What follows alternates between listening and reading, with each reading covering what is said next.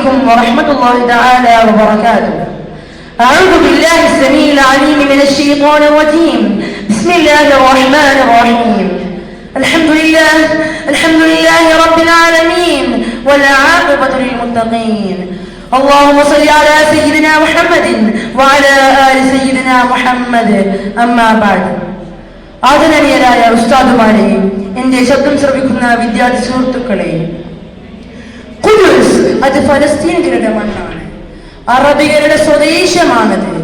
പരസഹസ്രം വർഷങ്ങളായി ആ മണ്ണിൽ അധിവസിക്കുന്ന തദ്ദേശീയരായ ജനതയുടെ അവകാശപ്പെട്ട മണ്ണാണത്. സയ്യിദുനാ ഇബ്രാഹിം നബി അലൈഹി സ്വലാത്തു വസ്സലാം മുതൽ ഇന്നോളം അവിടെ ജീവിച്ചു പോരുന്നത് മുസ്ലിങ്ങളാണ്. അവിടെയാണ് ഇന്ന് നിയമവിരുദ്ധ കുടിയേറ്റങ്ങൾ നടക്കുന്നത്. തങ്ങളുടെ വാഗ്ദത്ത ഭൂമിയാണ് ഫലസ്തീൻ എന്ന് വാദിക്കുന്നവരോട് എനിക്ക് പറയാനുള്ളത്, നിങ്ങളുടെ തന്നെ ചരിത്രമാണ്, നീണ്ട ചതിയുടെ ചരിത്രമാണ്. ഇന്ന് യഹൂദരെന്ന് അവകാശപ്പെടുന്നവരെ കാലങ്ങൾക്ക് മുമ്പ് സയ്യിദുനാ മൂസാ നബി അലൈഹി സ്വലാത്തു വസ്സലാം ഫലസ്തീനിന്റെ മണ്ണിലേക്ക് ക്ഷണിക്കുന്നുണ്ട്. അവിടെയുള്ള ജനതയോട് പോരാടാൻ ആവശ്യപ്പെടുന്നുണ്ട്. യുദ്ധത്തിൽ തീർച്ചയായും അല്ലാഹു നിങ്ങളുടെ കൂടെ ഉണ്ടെന്നും വിജയം സുനിശ്ചിതമാണെന്നും മൂസാ നബി അലൈഹി സ്വലാത്തു വസ്സലാം അവർക്ക് വാഗ്ദാനം ചെയ്യുന്നുമുണ്ട്. അന്ന് അവർ മൂസാ നബിയോട് പറഞ്ഞ വാക്കുകൾ നിങ്ങൾ ഓർക്കേണ്ടതുണ്ട്.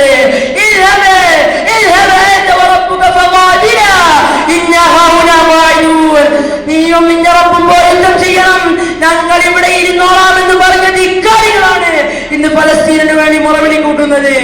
അതുകൊണ്ടാണ് നമ്മൾ വീണ്ടും വീണ്ടും ചോദിക്കുന്നത്, ഫലസ്തീൻ ജൂതർക്ക് എന്തവകാശം എന്ന പ്രസക്തമായ ചോദ്യം. പ്രിയമുള്ളവരെ, വാഗ്ദത്ത ഭൂമി എന്ന പേരിലാണ് ഫലസ്തീനിൽ കൊട്ടിഘോഷിക്കപ്പെടുന്നത്.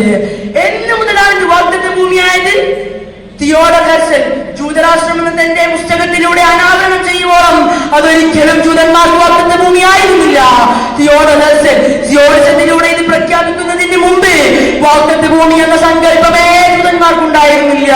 സഹോദരങ്ങളെ, ജൂതന്മാർ ലോകത്തിന്റെ പല ഭാഗങ്ങളിലും അക്രമത്തിനിരയായിട്ടുണ്ട്, പ്രത്യേകിച്ച് യൂറോപ്യൻ ഭാഗങ്ങളിൽ. അത് സത്യമാണ്. അതിനെന്തിനാണ് അവർ പലസ്തീനികളുടെ മേൽ കുതിര കയറുന്നത്? ആരായിരുന്നു യൂറോപ്പിൽ അവരെ ആക്രമിച്ചിരുന്നത്? 20-ാം നൂറ്റാണ്ടിൽ ജർമ്മൻ ചാൻസലർ അഡോൾഫ് ഹിറ്റ്ലർ അവരെ ജർമ്മനിയുടെ മണ്ണിൽ നിന്നും തുടച്ചു നീക്കുകയുണ്ടായി. അതിന് ഫലസ്തീനികൾ എന്ത് ചെയ്തു? പിന്നെ എന്തിനാണ് ജൂതന്മാർ ഫലസ്തീനികളുടെ മണ്ണ് നിയമവിരുദ്ധമായി കയ്യേറിയത്? ആ ചരിത്രമാണ് നമ്മൾ മനസ്സിലാക്കേണ്ടത്. ആ ചരിത്രമാണ് നമ്മൾ നിരന്തരമായി ചർച്ച ചെയ്യേണ്ടത്. ആ ചരിത്രമാണ് നമ്മൾ ലോകത്തിന് മുന്നിൽ ഉറക്കെ വിളിച്ചു പറയേണ്ടത്. പെട്രോളിയത്തിൽ കണ്ണുവെച്ച് സൂയസ് കനാൽ അടക്കമുള്ള തന്ത്രപ്രധാന പ്രദേശങ്ങളെ മാത്രം ലക്ഷ്യം വെച്ച് ജൂദായിസം എന്ന മതത്തെ മറപ്പിടിച്ച് ചിലർ നടത്തിയ രാഷ്ട്രീയ നാടകമാണ് സിയോണിസവും ഫലസ്തീനിലെ വാഗ്ദത്ത ഭൂമി എന്ന മിത്തും. അതുകൊണ്ട് തന്നെയാണ് ഇന്ത്യയുടെ പ്രഥമ പ്രധാനമന്ത്രി പണ്ഡിറ്റ് ജവഹർലാൽ നെഹ്റു പറഞ്ഞു വെച്ചത്, ഇറ്റ് ഈസ് ഫോർ അറബ്, അത് അറബികളുടേതാണ്. സഹോദരങ്ങളെ, തദ്ദേശീയരെല്ലാം മാറ്റിയോടിച്ച് ഇന്നലകളിൽ കടന്നു വന്ന ചിലർ ഒരു നാട്ടിൽ അധികാരം സ്ഥാപിക്കുന്നത് ഏത് ലോകനീതിയുടെ അടിസ്ഥാനത്തിലാണ്?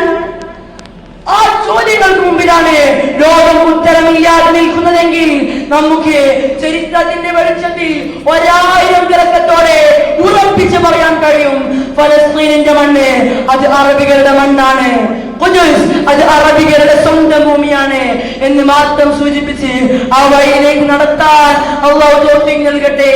ആമീൻ യാ റബ്ബൽ ആലമീൻ. വആഖിറു ദഅവാനാ അൽഹംദുലില്ലാഹി റബ്ബിൽ ആലമീൻ. വസ്സലാമു അലൈക്കും വറഹ്മത്തുള്ളാഹി തആല വബറകാതുഹു.